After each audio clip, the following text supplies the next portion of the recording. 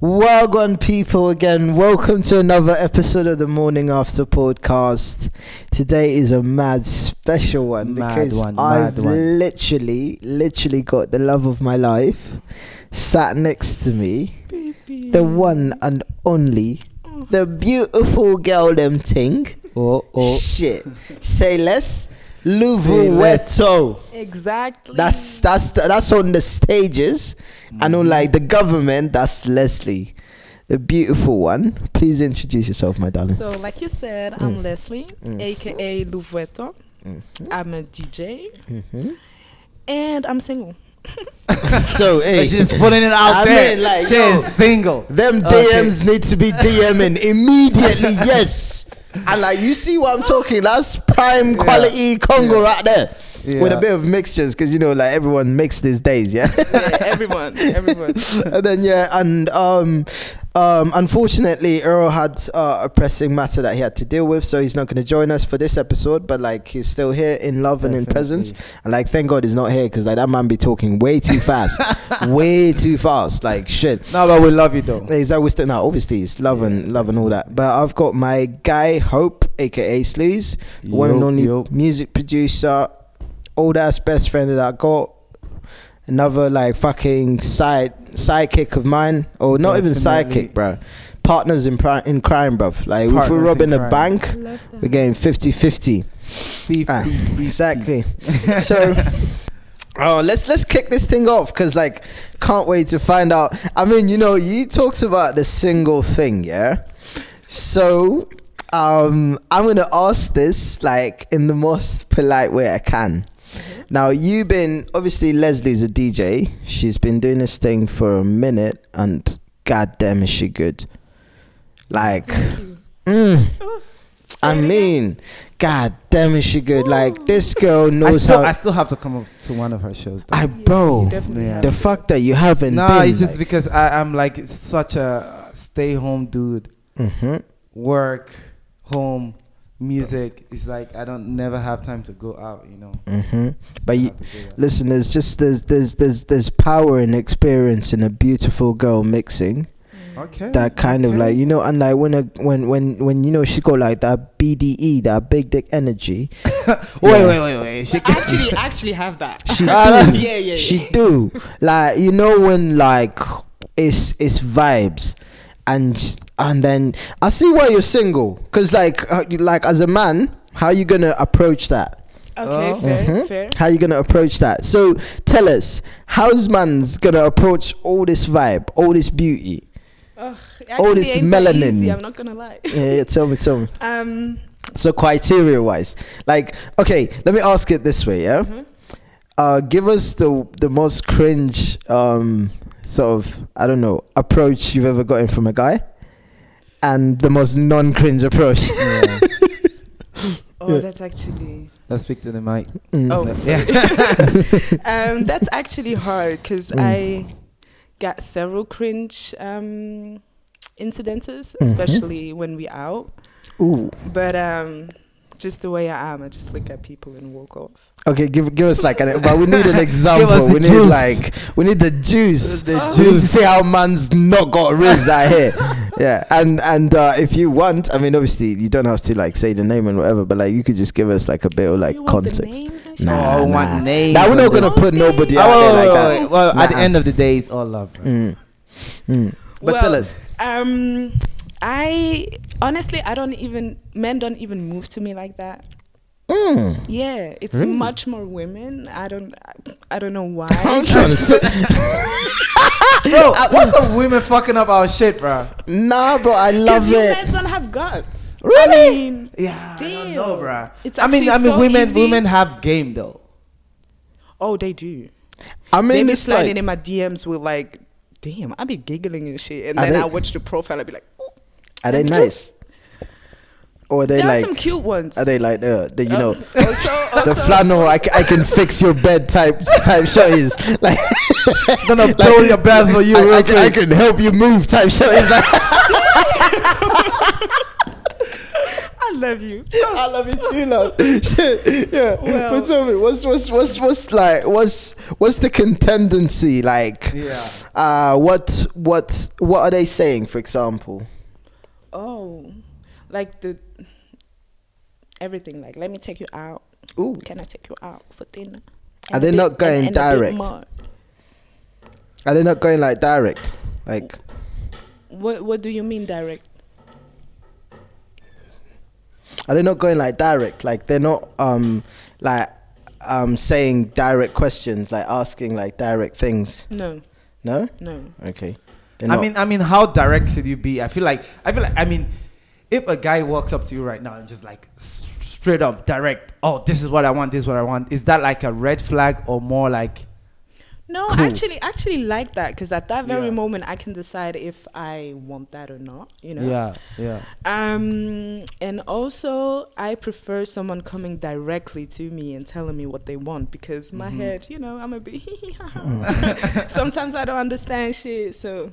Ooh. No, but isn't that like intimidating? I feel like some people get intimidated by the whole vibe of like, you know, you see a woman doing their shit and it's like, oh, going there like, hey, I like you, blah blah blah blah, speak your game. Some people get intimidated, especially if the woman is like, you know. I mean, like, if she's nice, because you're nice yourself, I feel like that's fair game. What It's do you like, mean nice though? like cute, like Okay. like cake, like nyash. Yeah.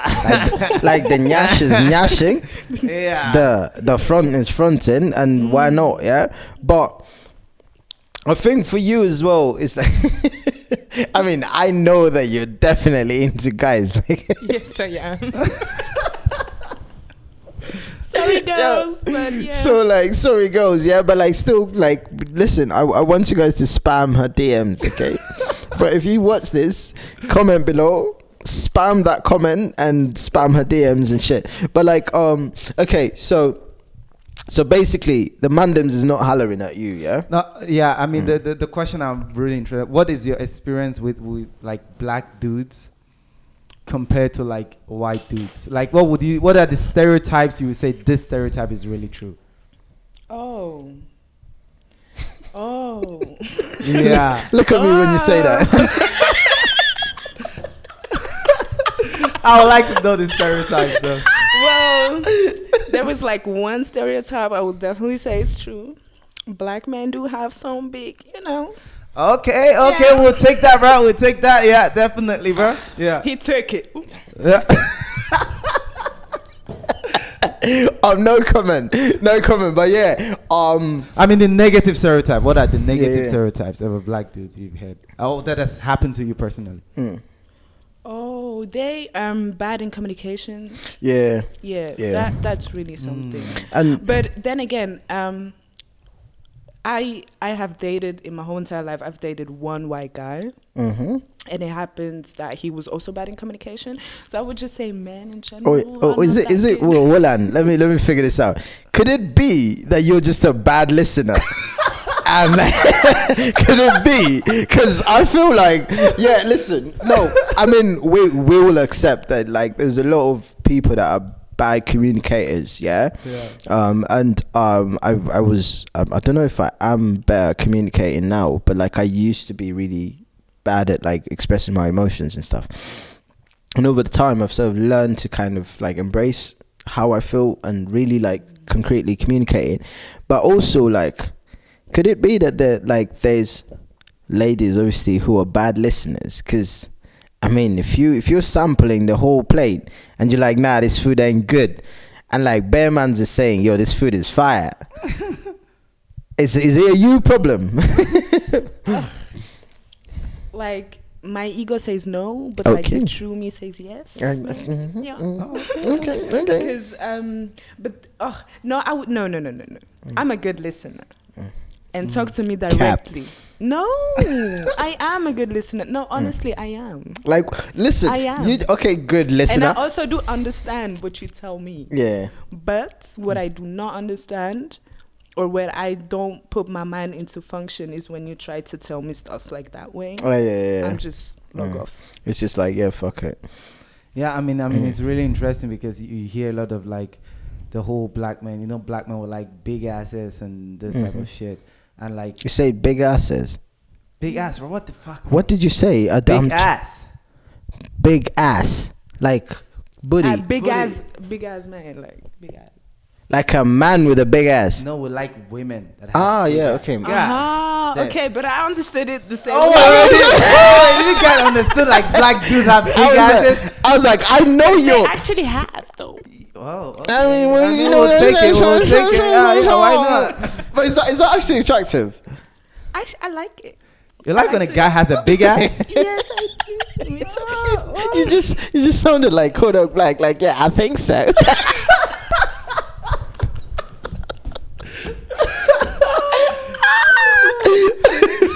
Yo, like I feel like today I'm gonna ask everything. Yeah. Go ahead. to get to the bottom of this whole thing. But yeah, talking about, because I want to get back to this communication thing, because I feel like it's always good to have a conversation on the other side. You know, we always watch these videos of like, oh yeah, the man is alpha, the man is this, and the man provides, and da and the woman is a hoe, and this and the third. But like for me, in my perspective, I've tried to change that narrative about me particularly. Like my approach to things is I'm just gonna like present myself the way I am, and then if you're interested in that, you should be. And that comes with like also the healing that I've done, you know. That comes with like me being able to communicate exactly what I want, me being able to want to be accepted for how I'm presenting myself. And if you don't, I'm not hurt. It's just like I'll just move on, you know. Obviously, yeah. But we're now like sort of in this phase of development where it's now the question of like how masculine is a masculine man and how feminine and emotional should a man be, you know. So my question here is, what's your take on that? Like, how would you feel about like a man who was emotional, who would communicate, who would like simp in a way? I hate that word, simp. Basically, it's how feminine is too feminine. It's too, yeah, exactly. Oh, how masculine is too. It's too masculine, exactly. Oh, that's hard because I would just say balance, you know. But which is the balance? For me personally, too much of like the alpha male, like too much of I'm the man. You're gonna So do what is stuff the way alpha I male do. like? I would say an alpha male pretends not to be vulnerable. Okay. So therefore, for me, like that's. But that's 'cause we not. all vulnerable. Yeah, but I think an alpha male. Oh yeah, you're right. Pretends. Sorry, I almost changed that. Okay, pretends to be vulnerable. What Pretends else? not to be vulnerable. Not to be vulnerable. Sorry. What else? Like hyper masculinity. I don't even know how I can describe this, but it's like, oh, I'm cute. Oh, yeah. I smell like Dior Savage. Sir. I fucking hate that cologne. Though. Me too. It's like, fuck. It's like, why the fuck you smell like a cologne shop? Is it like the arts that comes with the guys, like, you know, Britain is like a chicken, like everything breaks. No, that's Paco Rabanne. Jeez, why do I know this? Oh that, my god. That ad is like way too much. Like, calm down. Exactly. Like that's too much of masculinity. Okay. You can take this. Okay. Like, Okay. And What's too feminine? Too feminine is like, hey girl, shut the fuck up. I'm not your girl. I'm your wife. No, I'm your wife. So what is your take about the scene right now? What do you think? Do you think a lot of men are very feminine or masculine at the moment from your perspective? Yeah, exactly. It really depends on where I am. Like there are, for example, when I'm out, let's say in a commercial club, I would. What was the question again? If men nowadays are more feminine or more masculine in general. Okay, so and I in would this say case, more masculine. more masculine. You think? You think That so? is crazy. Because I feel like it's the opposite. Yeah. Like there are a lot of like feminine men. Pussy ass nigga, bro. I'm saying that. Hey, We don't do that. Now we gangster, nigga. We like shit. over here. No, but Nah, we don't now for real. Like shout out to my mom though. Like for real, for raising the right one. Hi. Yeah, BT, I'm single as well, by the way, just in case. Like, I'm not trying to let her like have all the DMs all crazy. Like, holla at your boy still. No, Oh yeah, holla. Yeah. So in your perspective, men are more masculine now. You think? Wow, that is crazy to hear. it's Because and also I don't really have like a time where I can compare. Like I'm only 26, so I don't know how it was. Damn. I don't know how it was like 10 years ago. Oh, you gonna Kevin Hart her like that? Like, So damn, in which sense? Yeah, It's no, like, I mean, yo, Ah, she's like, nah, it's not good, it's not good. it was more like damn, like so dumb.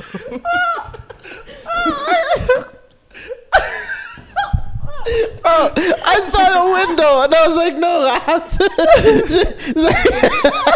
Wow.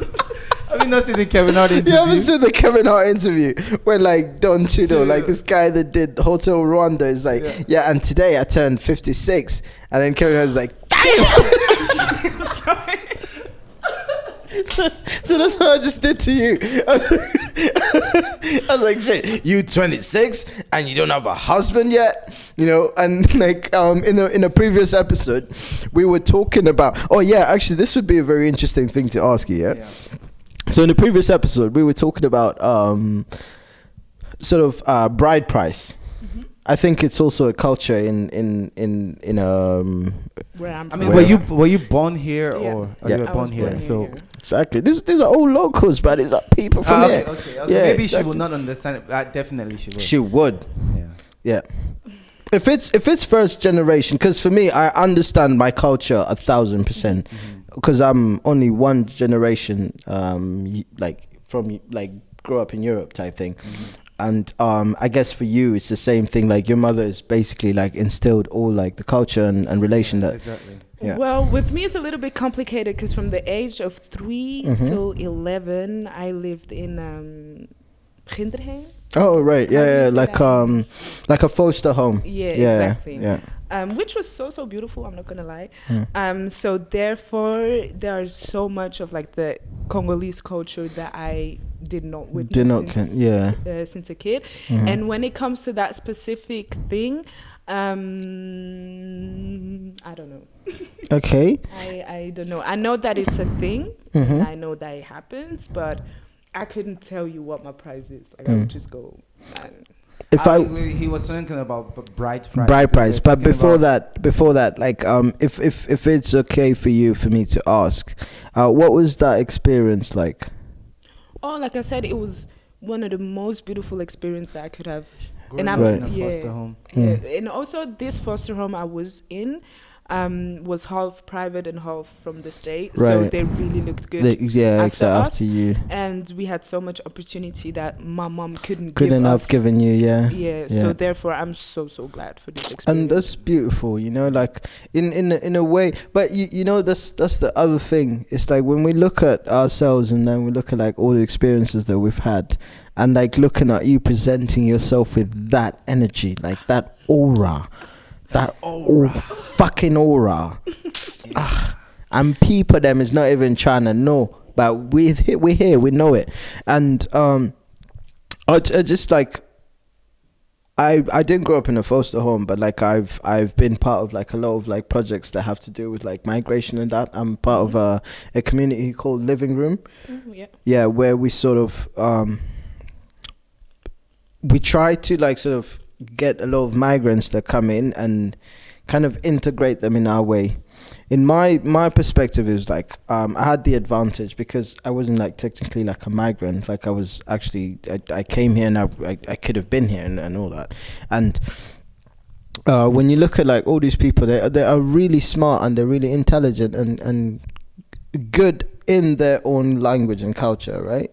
And for you to be young and to experience what you experience, right? I mean, it wasn't bad, obviously, but it's like not growing up with like a mother and growing up like separate Family. in a family orientation. But the thing is that I didn't know it any differently because I was only 3. So for me, it was it was normal. You know, Yeah, it still, was yeah. normal to go home or to see Mumsy every other weekend. You know, it was so normal. And the funniest thing about the whole is that going back home, that was difficult. Going back to Congo. Mumsy, yeah. Mumsies. Okay. That Right. that was Why? difficult. If I don't mind asking why, what was difficult? I mean, you could be like, honestly, it's before like we premise this, like I hope that you feel like you feel safe enough to want to share this. Oh yeah, definitely, sure. I Okay. do. So sorry, what was What was it like being in? Going back to your mom's? Oh yeah, so in that foster care home, whatever, like we grew up like Swiss people. Yeah. Morning breakfast done. Yeah. Lunch done at 6, dinner, and then you come home and everything is different. Yeah. Now I gotta figure out myself how to do dinner. And then Welcome to the Black Life. Because mums has got 11,000 jobs, and It's like they gotta take care of yourself. Exactly, and mums, no, but it's fuck. It like in a way, and I do not want to take away from your experience, but then like you'd understand. I mean, I think you know this. Living in Europe, you are looking after like 11,000 African people that you need to like help support, and you're like the lifeline. You know, you're like that bank loan that is always saying yes. You know, so she can't even have the time for you because like every 8th sister has like kids that need like school or medicine or some shit, and she's caught up in this thing of like, yeah, I have my own kid, but then I don't know this kid that well because I've grown up with the people back there. And you're sort of stuck in between like, who do I need to look after first? Exactly. You know? And yeah, I mean that part, but then at the same time it's like, yeah, but like you made me. I wasn't there when you was getting all freaky with my dad and shit, and then you know what I'm saying? It's like exactly. And you know you're cute, so like they had like amazing sex to make you like, you know that shit was like yeah, my man's was like, you know, it's like chill. my side. And also what was hard is that we are 3 kids, but only me and my brother were in that foster care, and I have a little sister. And then going back home, I was now low-key a mom to her because I have to look after her. Okay. And the other thing also is that my mom was so much into school. You have to like homework, whatever. But in that foster care, it was all about creativity. Yeah, exactly. I even played cello, you know.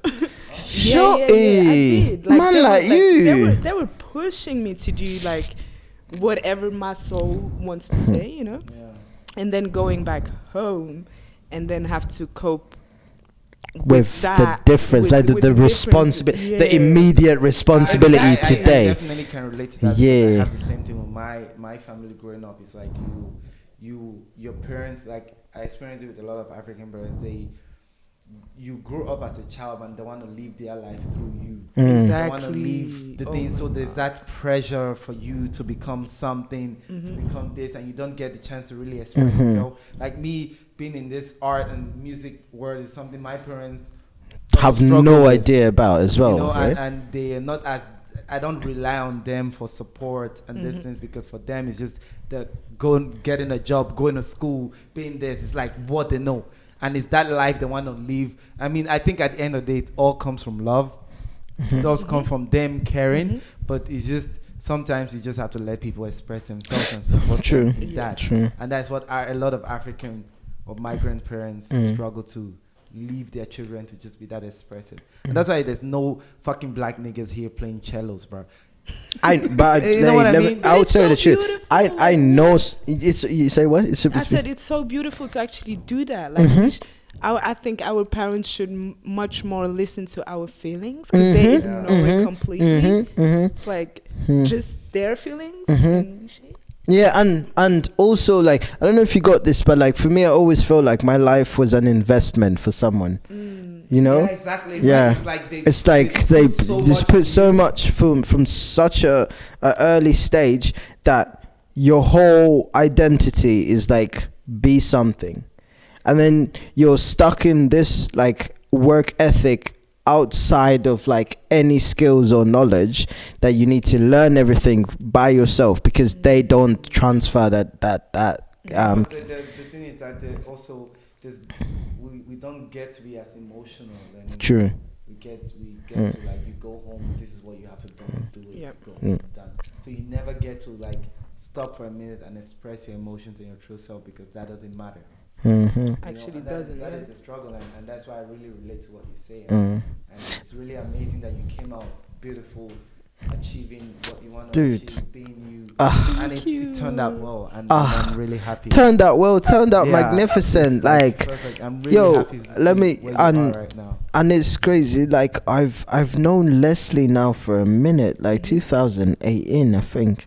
I would No, say so. yeah, it's when we 18, first yeah. ate. I mean, it's so right? crazy that like I mean, this is the first time I'm really having a conversation, but I've seen you obviously, but I never really had a conversation. Just my fault, Shining. I'm, like, always Yeah. at home and stuff.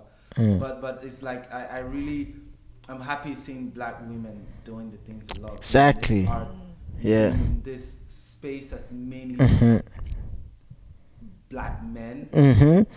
Or Who? white Yeah. women. Yeah. I mean, it's not taken away from the white. From- women, yeah, but exactly. It's lovely to see that Mhm. space also being controlled, because trust me, I feel like black women are like, they're a lot to Dark. handle. Yeah. but- No, let me. No, but they are kind of Let a me lot tell to you. handle, No. But once a black woman has you on You her side, forever, You and stay. yeah, Yeah, and yeah. and that's the thing. Like, where I will correct you, or like not even correct you, like maybe add on to that. They're not hard to handle. It's just like the world has given them so much that they want to state exactly No, what position. but not hard to handle in a negative way. But it's more like, it's like, let's put it, I would take my mom for example. My mom is that type of woman. It's like, she wants this done. Yeah. And it's like, boom, we are getting this thing done. Yeah, I mean, yeah. that is just like, fuck. You know? Exactly, it's like, yeah, right. Like you have no chance. And that's what I mean. dude, the best It's good. example that you gave me actually, like when it comes to like black women and black men, it's like I'm like, if I may say this, I mean it's not bad, but it's like your mom works and your dad works as well. Yeah. But like, remember when your mom was like in Nigeria and your dad was like phoning her, he was like, when are you coming back? I have nothing left to eat. It's like there's no food at home. You know what I mean? It's like, and you can never have that conversation with somebody else, and it makes me so proud. And I've tried as much as I can to, like, in every project that I have going on, or in every like scenario where like I can put like a black woman forward, I take that opportunity, because as a black man, if you're like charming and you got the wit and whatever, yeah, you're almost like second to a white guy. You know what I mean? It's like the privileges are easier, Oh yeah, Yeah, definitely. they're easier because like you can either be like in the jungle fever category, or you can just be in like yeah, no, right? No, I'm serious. Like you can either be in like the jungle fever category, or you can be in like, oh yeah, he works hard, he's grinding, and he's on his he's on his days, yeah. But like the black woman, nobody is gonna look at them for like everything that he's doing, or they're doing. Sorry, like she's doing, and in this regard, it's like I say, knowing you since 2008 and watching you grow, and we've had so many conversations out of this one, because at one point she used to have she had a shop, and ground her way to that shop. And like always, I mean, when you told me that, oh yeah, I'm gonna open up like a shop, I was like, I'm gonna grow my hair now. She's now my stylist from now on. It's her. That. Yeah, it's like yeah, it's like I was like, I'm gonna gas you, and then the DJ thing, and we had like all these conversations, and it's so refreshing to see how you were always there to listen. And I feel like at some point because I had this avenue of like a person that was there to like listen to me, I was taking advantage of that, and you still was like poised, still took your time, and then watching you grow into like this crazy amazing DJ, you know. It is. I saw Dog.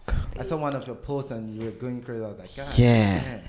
And I'm like, in my eyes, like I might be biased as well. Amos is a really good friend of mine, and he's like on that level. Like this dude is that. Fuck, we're talking about him too much. Fuck it. No, but continue, because I also have but something we're talking about him. this too much. We talked about him like 3 episodes now. But fuck, come on the fucking podcast, my guy. At least promote all this shit. But anyway, I was having a conversation with him, and I was like, "Yo, Livueto, what do you think of her, like Leslie?" He was like, "Dog, like mixing with her is like, it's a whole nother experience. It's like you guys, oh man, Mato, That was crazy. you guys created this bubble of like, bro, why the fuck did you not come? She was there, she was mixing." Know, right? I think you told me, and that Dude, day I was just like, But listen, I can completely understand you, because if I wouldn't mix, if I wouldn't be a DJ, I wouldn't be out like that. I would be home, standing homebody and it's a that. lot.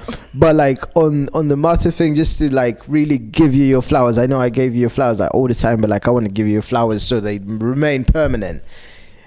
These guys together they did a back to back that was, I think, like in the end you two were playing from 2 till 5 back to back. Yeah. First, I played like a bit more than an hour on myself, by myself, exactly. and then he in. Pulled up, and then Yag went crazy. That was and incredible. I owe you money. I actually do owe you some. Really? Yeah, I think so, because you Yeah. worked more than you should have. so that 20 is coming for sure. Yeah, it really is. Like I've thought about it, and I was like, you know what? Like I'm broke right now, but I'll get you sorted. But like they played, and that's the beautiful thing about Leslie. It's like with her, I know I'm gonna be alright. We had one night where I didn't really like promote this properly, so we did the dead night. You remember? At Maya, the club that we was doing, and that was a bit sad because the music was amazing. It was great, but like it was just no show. Like people didn't come through. But Mato, bro, at one point, like there was the whole club was like vibrating. And you could see her. She had, I think it was a different look, or maybe it was the same. Yeah, it was like blonde hair, but open. Yeah, exactly. And at one point, I was sat all the way in the back at like the end of the corner of the bar, and I just like looking up, and I could just see like this bubble around them, and they were just having like such a vibe. And that's dope. Talking to Amos, he told me the same thing, and I was like, I know.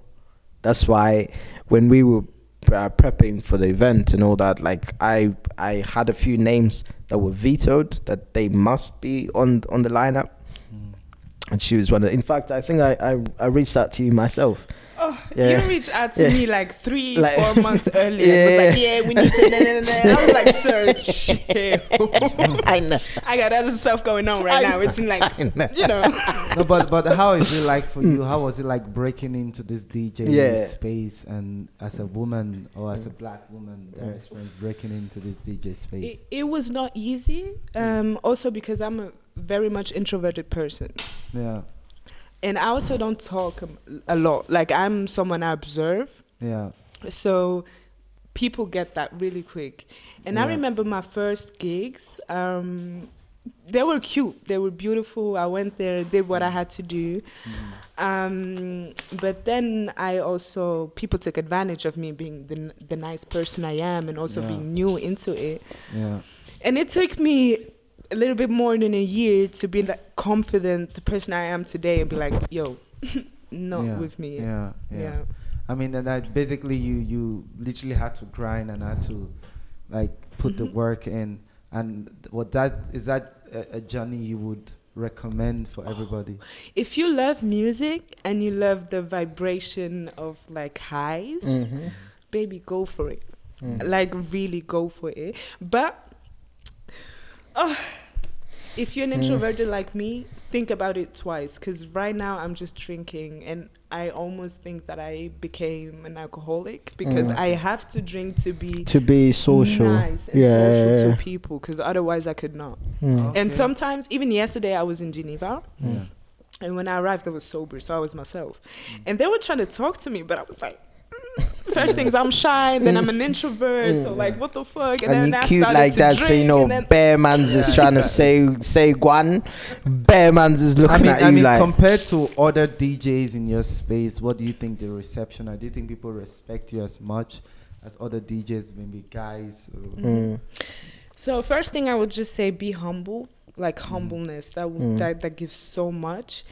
And also smile. Like it's Also, you think you get it easier because you're just a pretty girl trying to DJ? Honestly, yes. I also got talent. Don't Yeah, get I me mean, wrong. the talent goes with it. I mean, we're talking about everybody has talent, but I feel like as a pretty girl, a woman, and you're like trying to get something, do you think it's easier for you than as a guy who's just like new to the space? Well, not compared to a guy, because guys are it's a bit changing right now, but guys are still like top tier when it comes to DJing, and they also pretend to be that. Like, I remember one time I was in Geneva also playing, and then a guy came to me. He was also DJing, playing after me. He was like, yeah, but you have to do this and you have to do that and make sure that this is good, this is good. I was like, let me play. Yeah. I started to play, and then I did some crazy transitions because I knew that he was listening to me. He came over, he was like, what the fuck?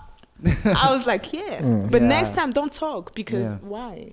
Yeah, so there's still that part of like, you know, she's a woman. She's so And also bookers.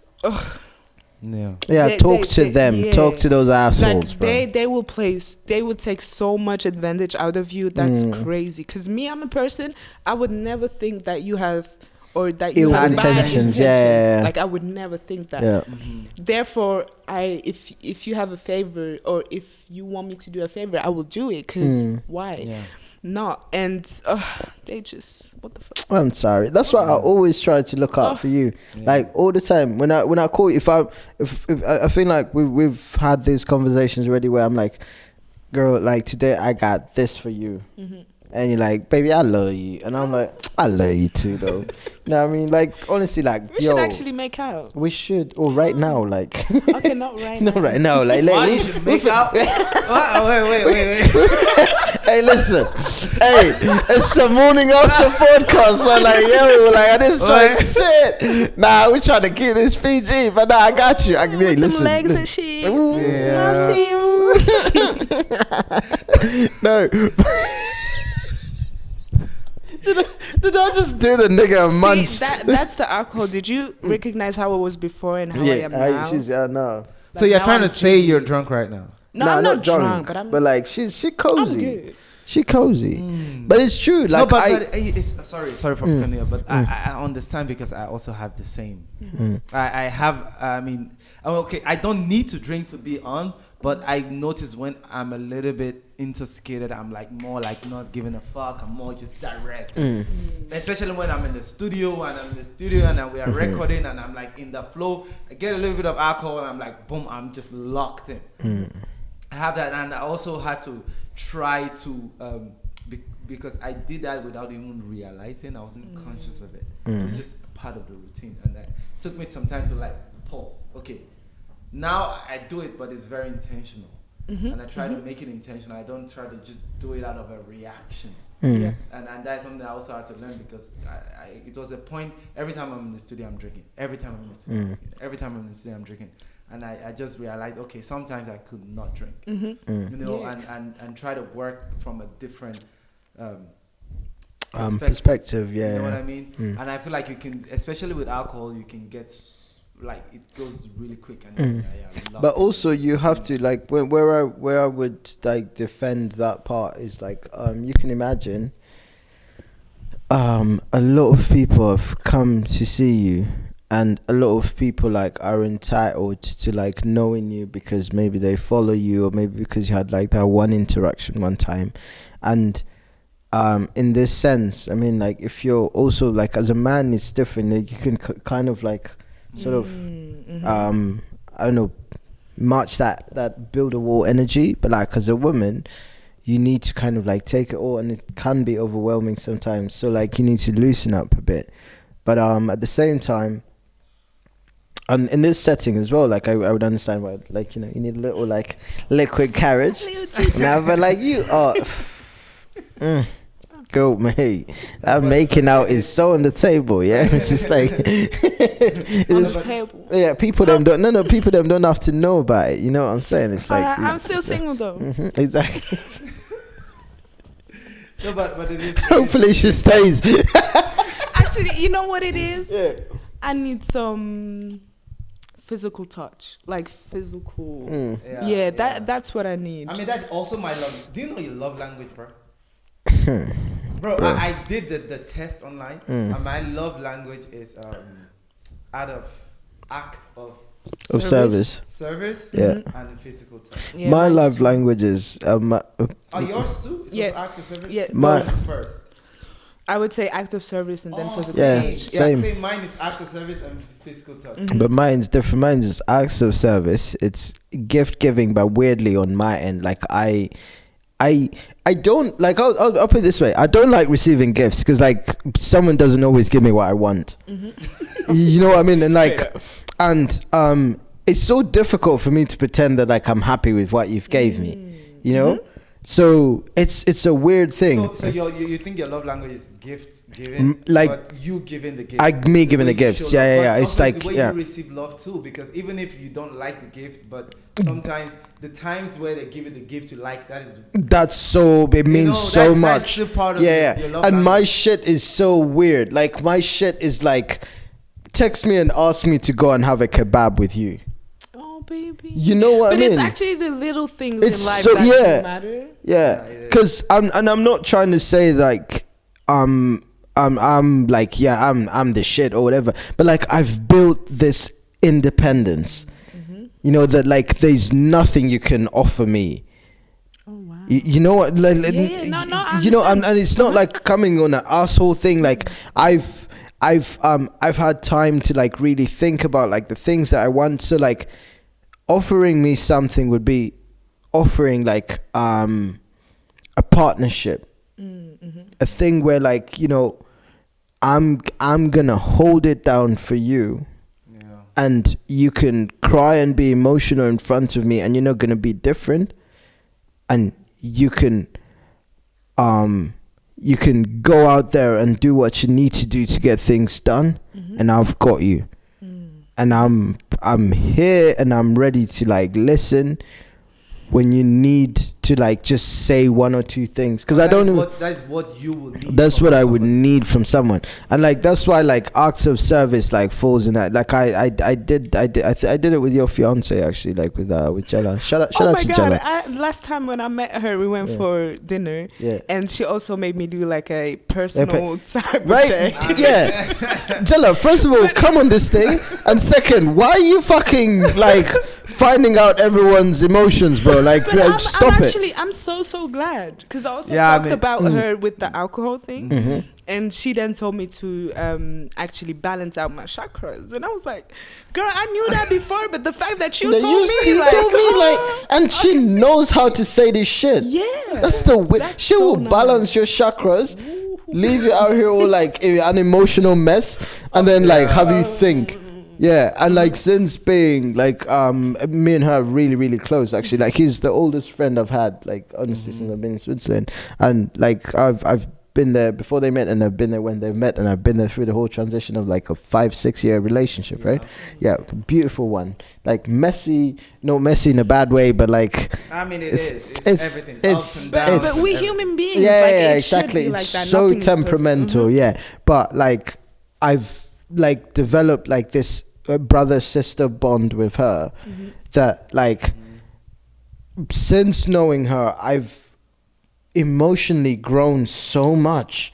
That's so beautiful. So fucking much, because I always was the type, and I think like you probably noticed because you've known me actually for a while as well, but like I've always been the type who like hides my emotions in jokes or like in like the extreme, oh let's get it and blah blah, and I am that person, I am that personality, but sometimes I choose like masking, you know, the reality over like you know, some kind of not superficial but some kind of like over the top gesture of like confidence and happiness, right?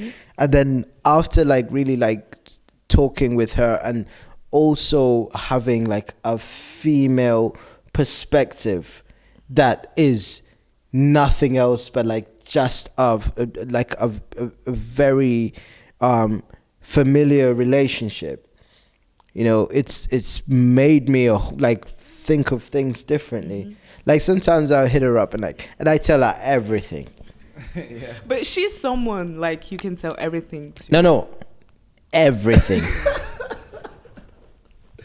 Okay. You don't get it. Like I tell her more than I tell the homies. Like I will hit her up and I'm like, yeah. No, you know what? It's funny. Sometimes I come home and then Jella talks to them and I can see her being on this mood and I like. Why are you calling me them? Like that's my pronouns. Sorry, I don't know why. No, switch that shit up, bro. I'm he, she. No wait, I'm he, them. Wait, no, hold on. He, him.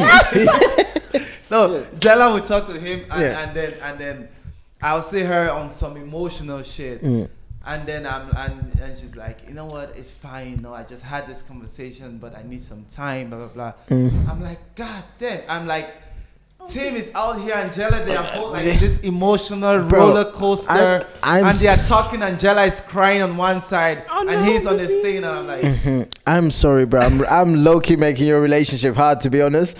Yeah, because like she's like a friend slash therapist slash no judgment slash you know, like let it all out. And man, it's difficult out here because like you said, being taken advantage of. I'm too open sometimes, you know.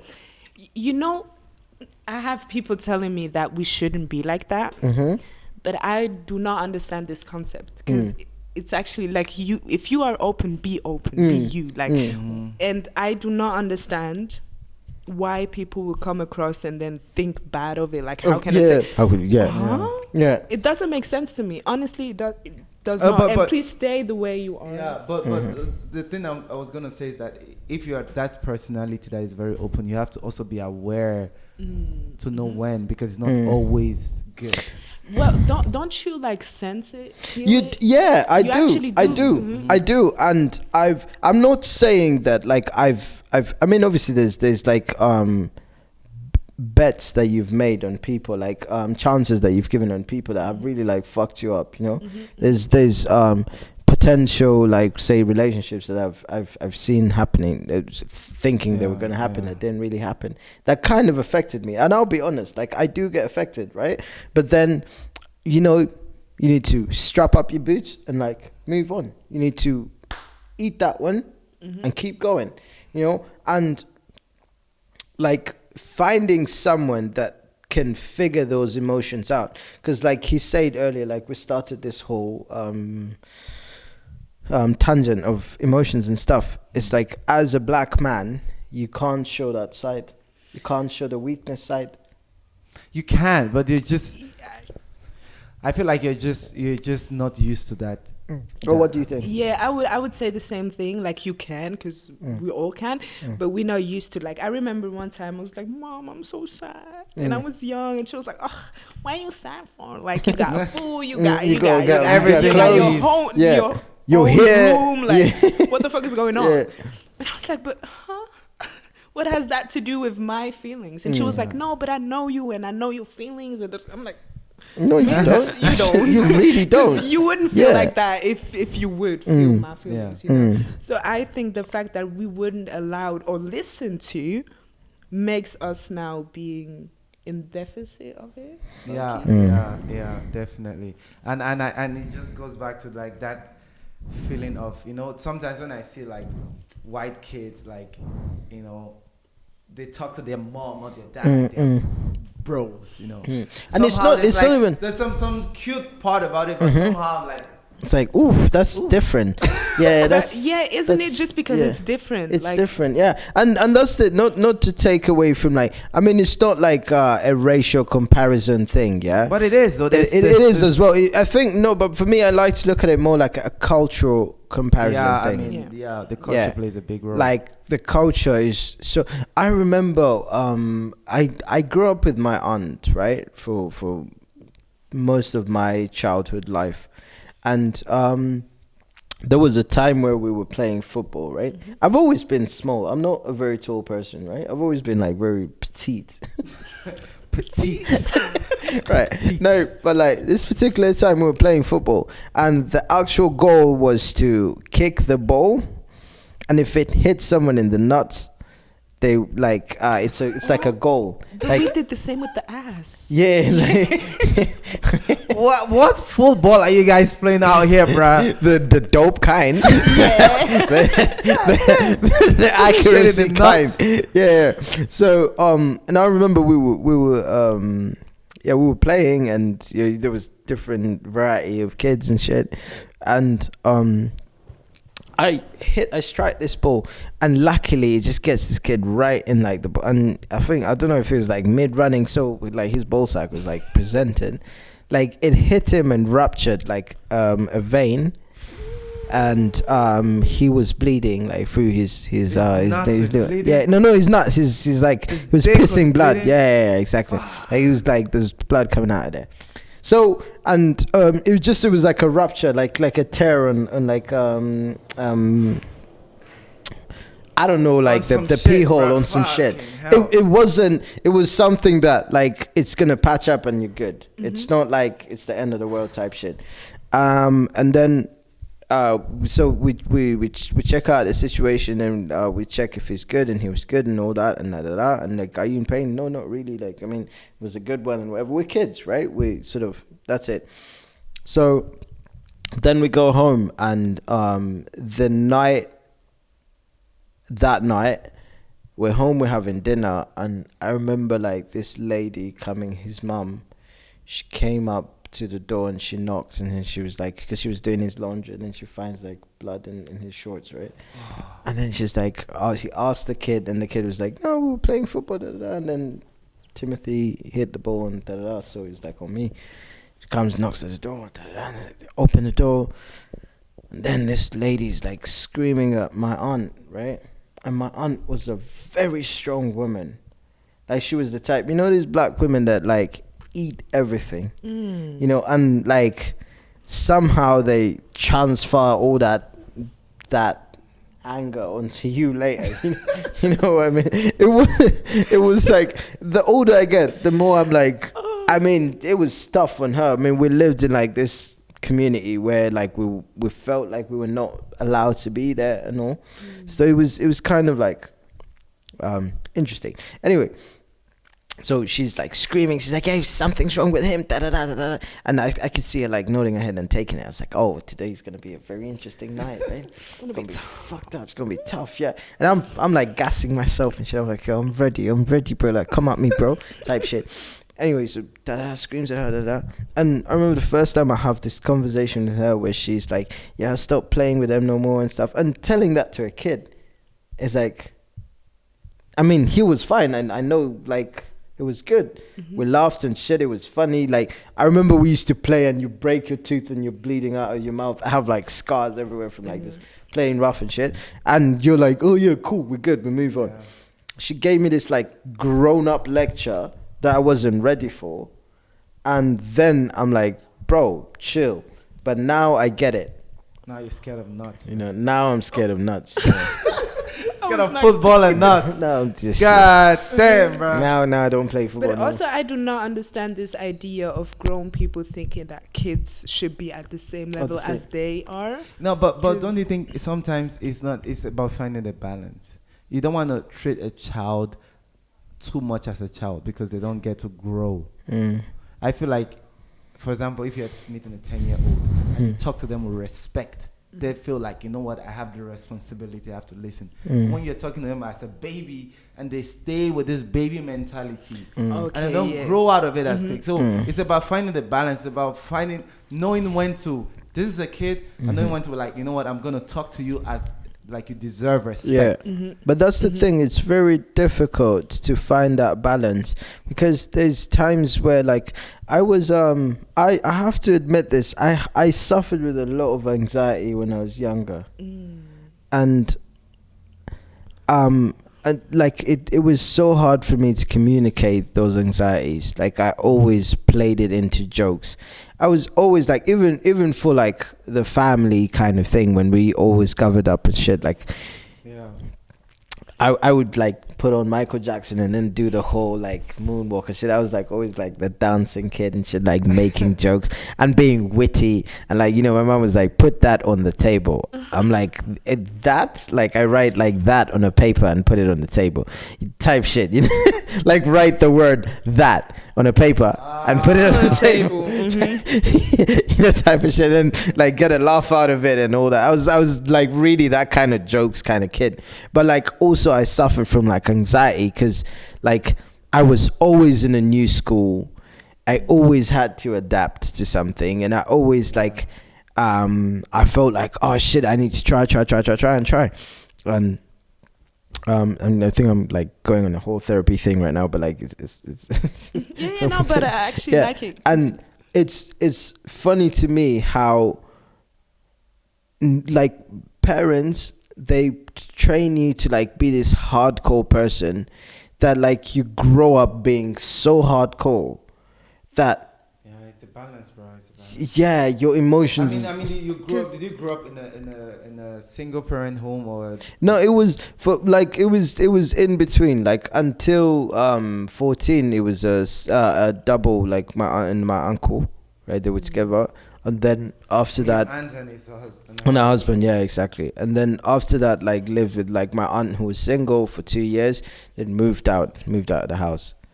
Yeah, and went back to Uganda, living with my mom who was single as well, and that didn't work out, and then dipped from that as well, and it was a whole mess. But didn't it help you to actually figure out who you are? It did. But the thing is, when you figure out who you are, you're also like, it's not trauma. It's like, how can I put it? It's like you always expect the worst. You think? Okay, I see. You know, and it's difficult to like be very optimistic in life. What's up with this fucking bug everywhere? Oh wow. Oh shit. I don't have any. I don't have it as well, but it's them dreadlocks, bro. They're trying to see what that be like. Yeah. No, but like it was like, it wasn't like a like trauma everywhere and stuff. It was just kind of low key, yeah. But like, and that's the thing. That's the training that you get of like, nah, this ain't trauma, bro. Like this, alright. Okay. You know what I mean? Yeah. It's always like, this alright. But like when you get older, there's like certain things for me that like don't make sense. Like, for example, opening up to someone, being like vulnerable to a point. It doesn't make sense. Now it does, but like there was a time then when it didn't, and especially like trusting people, like having like a solid foundation. For me, I always think I have the opposite. Sometimes I trust people way too much, like because I'm a kind of person is that I don't know how not to trust people. And at the same time, what is so weird about it is that when my trust breaks, I just move on. I don't cling to that. Oh, this person broke me, why should you? Yeah. And that's something that I don't mind being like this. I just when you tell me, hey, this is it, I'm like, I trust it. And if you're lying, it's not my problem. That's the way I just live my life. Even in relationships, I just trust. I just go with trust. And I do my best to trust, because, you know, the thing is that I always believe in, for example, if I'm in a relationship, I don't trust you, why should I expect you to trust me? Oh, that's the way I think. Yeah. I think, why should I expect you to trust me when I can't trust you? Yeah, so makes sense. I trust you. At the same time, I just know you will trust me too, because I trust you. And that's how I live my life, even with friends. I trust them and I expect them. So immediately I don't trust you anymore. So it's like cheating, for example. if I'm out there cheating, why do I expect you not to do the same thing? That's why I just don't do it, because I will not like it when it's done to me. So why should I do it? Have you ever cheated? Me? No. Bro.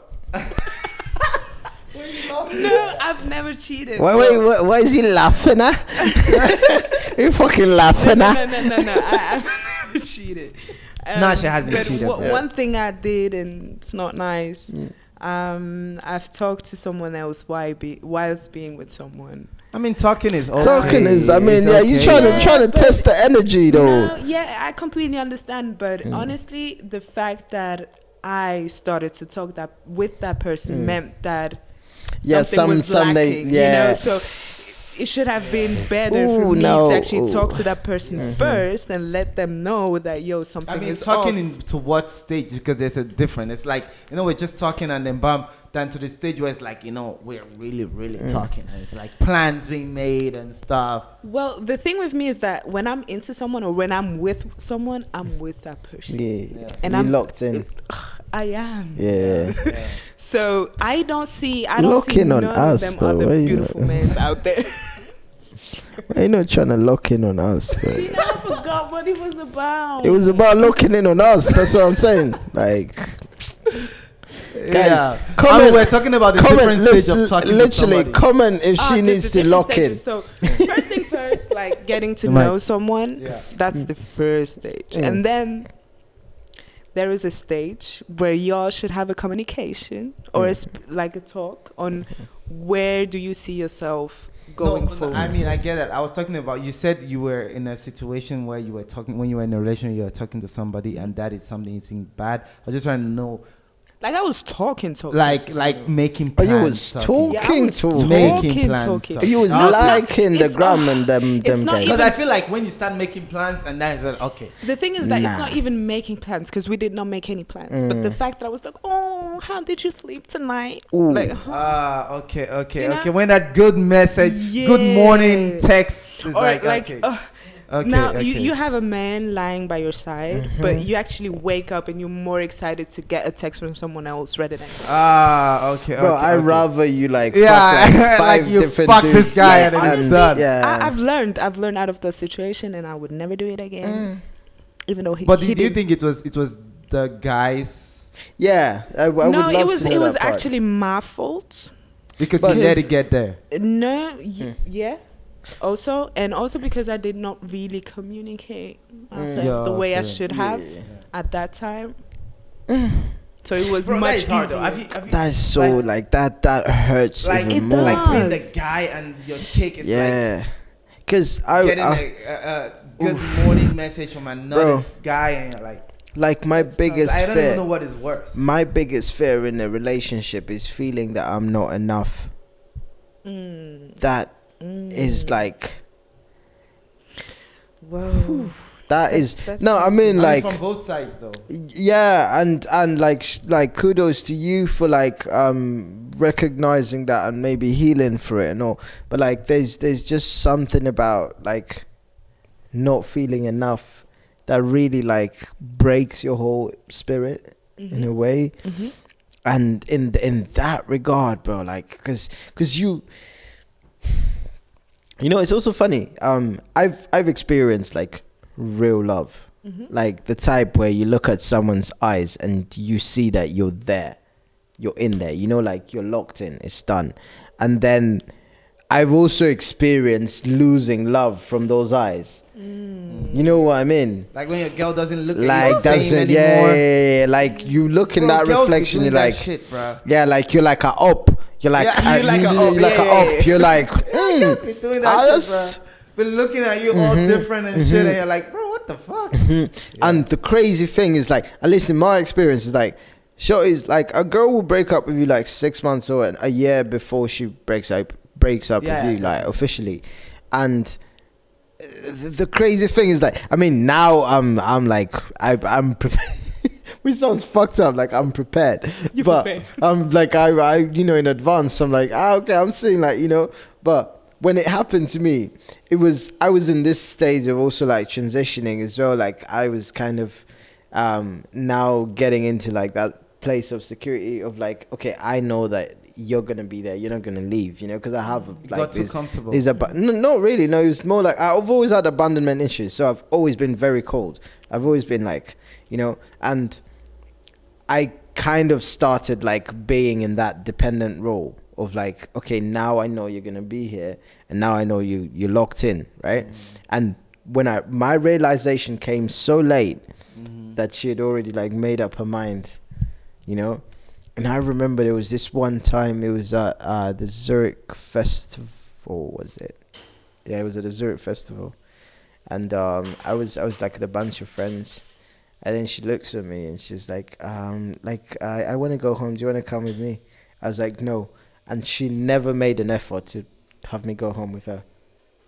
Oh. You know what I mean? It's like, yeah, bro. I think sometimes as guys, it's like sometimes as guys, yeah, like in that type of situation, you're like you want to stay, but you really want to stay, but low-key you want to see her be like, nah, exactly. That jealousy out of her a little bit. But honestly, it's the confirmation is like, okay, we're good. It's exactly. But you still want to stay though, but you just want to see her not want you stay. Right.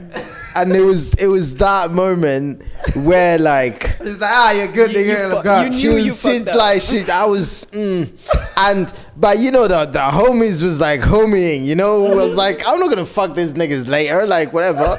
And I come back home and she's home, she's like sleeping, you give the cheeky kiss when you come home, like you get into bed, like it's like she doesn't do that thing where she backs up on your shit. Oh wow. Let me back up on you so I know you're there. She didn't do that. She didn't do that one. You get me? Like let me. Yeah. Oh, that is a shit, bro. Let me make sure I'm here and that you're there. She didn't do that one. And a week later, I think we were going London together. Because she was from England but grew up born in Zurich, and she was going, and I was taking the flight after her, and she calls me. She's like, it was her family thing, and she texts me and she's like, no, I don't think it's a good idea for you to go. Like I want this to be like just me and the fam. Oh, but I'm still cozy, right? I'm still on the that's wifey, we good. So I'm like, because I also like it was more in my defense, it was more like, oh yeah, I'm gonna come, but like it's such, that's why we didn't take the same flight, because I was like, I need to do this and this and the third and whatever, but I can come like for 1 or 2 days and then leave again. And then she texted me when she was already there. She was like, yeah, no need for you to come. I was like, oh, cool. So did me. When she came back and she was like, we need to talk. Bro, when she hits it up, we need to talk. But this, it's just so fucked up how this like went so from underneath of me. When she was like, we need to talk, I meet up with her. Where she used to like cut my fingernails. She liked doing that, and like she gives me the whole 9, cuts my nails, cuts my feet, We have like some, some crazy whatever. And it's like mad. It's like it's her last one, so she's like making it count some nice thing, She was prepared for it. She knew what she. It was so calculated, bro. Like I'm getting like the whole night, and what hurts my feeling, like it was so good that I was a 5-minute guy. I didn't even go that long. Baby, but maybe that's the reason. Bro, this was way too good, bro. It was too good. Put my ass to the side, like I was immediately yes, Wow. Yeah, and then that night, and then after it was all said and done. Normally you have like that cozy, like let's lay next to each other. She's like, oh no, I made plans with my mom, like immediately after. Oh, right, bro. And then she's like, yeah, but tonight she didn't come, bro. Of course she didn't, bro. I was 5 minutes like in this shit. You get me? Well, yeah. I mean, nah, she didn't. Let me not lie. Let me not lie. She didn't. Like it's fine. You win some, you lose some. You win some, you lose some. Bro. That's what it is. Exactly. So she like, I need to meet mums, get stressed, fucks off. And that night she's like, yeah, but I'm going to like this club club thing with my friends. I'm like, oh shit. One of my friends has got his birthday there, and it's like a table thing. So I was also going there. Like, should we go together? She's like, no, I'll be with my friends, but I'll say hi. Oh, yeah. sir. So many red flags. it was like there was so many things that I missed in the end. And I remember at the club I was like drunk, and I'm not like I'll really be honest. I'm not a jealous person. Like, I move on quickly and easy. Yeah. Mm-hmm. But I was at the table and I see her talking to like some guy, and he's like leaned into her, and she's also leaned up, like listening. Normally, like she was I'll say she was like way above how can I put it? She was so hot, like she was. I don't know what the fuck she saw in me, yeah, but she did. Like, that's why, like, I till this day I think I'm the shit because of her. She was like nice that I would love watching her walk away and seeing all these motherfuckers like turn their heads and like try to grab her to say, oh, like Skyler and shit, and she's like, oh, Messi, and then fuck off, like that type of shit. Taller than me, wore high heels, I loved it. I was like, yeah, I'm in control, whatever. Anyway, so I see her talking to this guy, leaned in, and like she's leaning in back and shit. So I walk up to her, grab her hand, like pull her out. I'm like, yo, what the fuck is this shit? Like, the whole time you've been trying to avoid me and shit. It's like trying to like have you like with me and that. And then wait 1 sec. I think this camera cut off. Which one? Wait. Yeah, the convo is juicy, but allow it. Yeah, this is, by the way, part of the podcast. Like, we leave this all in. Yeah, exactly. We're trying, okay? We're doing all this shit ourselves. So yeah, we're trying. But anyway, long story short, we're outside the club, and then that's when she looks me in the eye and she's like, I'm not in love with you anymore. Bro, your girl broke up with you in a club? Outside of yeah. Come on, man. She did you dirty, bro. Yeah. At least be at home or... Yeah. The audacity. No, but it is really crazy, though, when it comes to that type of shit. Because I've also been in relationships where I felt like I was hanging on to it just because I was waiting for the next one. It's a very selfish move from my side. No, it's not. Like, I was... Because, I mean, the thing is that I knew it was done. I knew it was done, but I was just kind of... But I don't know. I'm a very relationship type of guy. Oh, I see. You know what I mean? I don't really like being in the streets and stuff because I'm a person that have a goal and I just need somebody to, and I'm not really in the street. So even if I knew it was done, I was just still there. And the more I felt the person being deeper in it, the more I felt bad, and the more I knew, oh fuck, And I've also had instances or times where already from the beginning it was clear that we were not a thing, but I could see the person really going into it, and that's the reason why I feel like when it comes to relationships and stuff, it's just good to like be honest, straightforward from the beginning, before it gets to the part when you're in the club and then outside the club it's like nah, because everybody's time is you're just wasting time. And that's what I wanted to say. Like, you love yourself. Love exactly. Yourself, appreciate your time. Like, but I want like just I mean I know she'll never see this, but like the one thing that I would say to her or about her, and I never want to like involve her in like, because this is very public podcast type shit. I don't want to like involve her in it, and I just said it because we were like in this whole thing. But like one thing I wanted to say about her is that like I really was the problem. It's like one of those things of you find the perfect person in a very wrong situation who are perfect for you, and I appreciate my experience with her.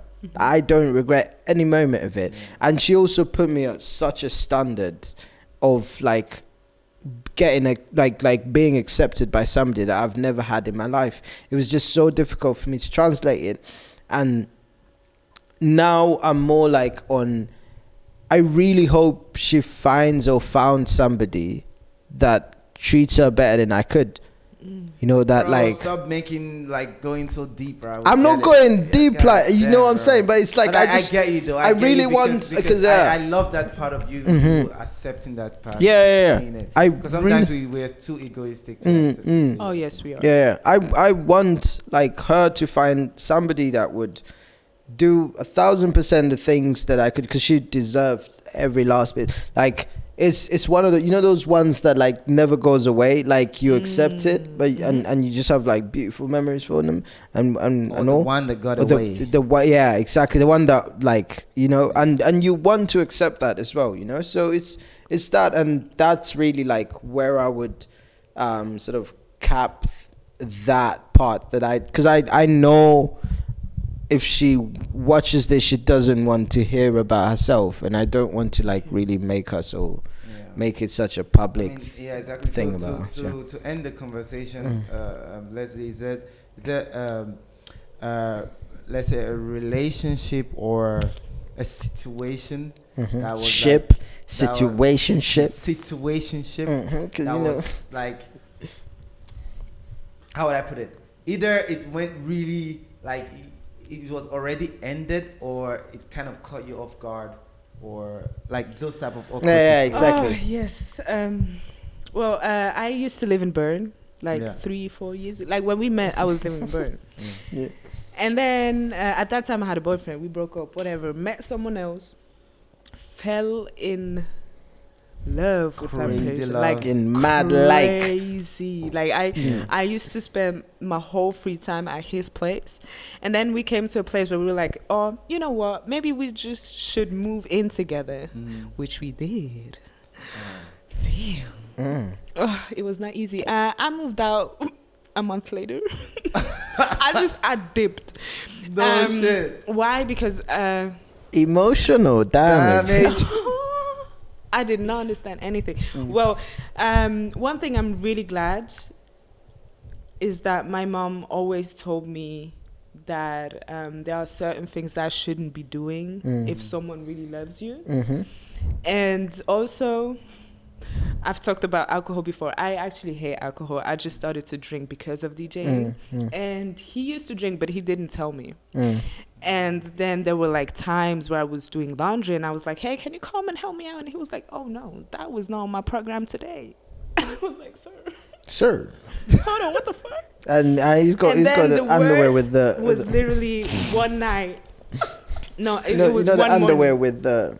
What? The underwear with on you know, yeah. One morning I woke up. Nasty niggas. I was like, okay, cool. He left for work already, so I wanted to do breakfast, and then I saw some beer candles, like Feldschlössli, whatever, and I poured them out, and I was like, wait, what? I'm like 24 doing that for a man who he drank a lot. He drank a lot. He left it, and then it was for me to clean after him. So your red flag was like, is the guy's messy, drinks and not really that, but you know, it's just the respect of it. Like, clean your alcohol. Some people might not have an issue with that though. Who? You know, I'm just saying. I wouldn't have had an issue with that if I had a ring on my hand. First things first, and girl, secondly, let me see your ring size though, because you know we're trying to work on that. I got you. I didn't have a ring, and also for me to do that, it means that you also give, like, if I clean after you or do everything for you, you have to do everything for me. And when we now coming back to the African household, if I'm doing all the cleanings, baby, then get me some. I don't know. Give me something on my finger. Let me look at this shit. That, like taking care of her in a way. Yeah, of, like, exactly. You know, of like, but I mean, flowers. That's it, like shit like that. Yeah, but I prefer getting my nails done. I prefer getting my lashes done. You know. Okay. Getting same from like I said, I'm not really a gift, but like active service. If that's an act of service. I mean, active service in the way of like cooking for you and stuff. Yeah, like that. cooking for me, or actually, twinting my nail stylist. Yo, but like that being said, like Leslie, we would love for you to literally plug anything you've got going on. what are the shows coming? And the show, well, I mean, like, it week will depends be on it, because, like, this is gonna come out a bit later. So, okay. So, Yeah, so, damn, yeah. we'll definitely link your SoundCloud down below. Yes. Yeah. I prefer Instagram though, because I don't upload. Oh, and mixes SoundCloud that much. Okay, no worries. Yeah, we'll put. Thank you very much, Leslie, for being Leslie. here. The podcast was nice Yeah. talking to you. Hopefully, we get to do this one more time Yeah, when thank you. no drinking involved this time. I want to see Leslie for real, Leslie. But that's we're not real gonna be her, drinking. though. We're not gonna be. Actually, No, but that's it real is her, the though. real me. It you is know? Yeah. real you, but I want the real you without alcohol. No, but that's like not you. I It feel is her. Yeah. No. Oh, anyway, No. yeah. It's Yeah. not me. It's not. Yeah, it is. That I want to see the. All right, I was trying to save you from being a fucking Yeah, alcoholic, but I now, like, yeah, now the world knows. I want to see that. No, it's no, true, that's it's not drunk, but Yeah. But love the fact that you came and yeah, yeah, and when this episode comes out, we're definitely gonna plug everything you got going on that week. yeah, definitely. We really, really love and appreciate you, and I just wanted to say I'm super proud of how you've sort of matured into yourself. How you Love became that fire maturity. from the beginning till the end. Yeah, And definitely. And we're still I'm going. exactly, and I'm here to support whatever venture you got going on, all the way. Love you, darling. Yeah. Thanks for Bye. the invitation. Definitely. Wait. That's not a bye. Subscribe, Ooh. like, Ooh. and comment down comment below, which below. you like the most. Yes. Ooh. Ooh. Now we're And speaking. now it's done. Now that's how you close Okay, that is session. some black woman energy, my guy. We should have done a mic drop. Do it. Drop that shit. Drop it. You can drop it. Oh, god damn. All right, bro. Signing out. Bye, guys. See you.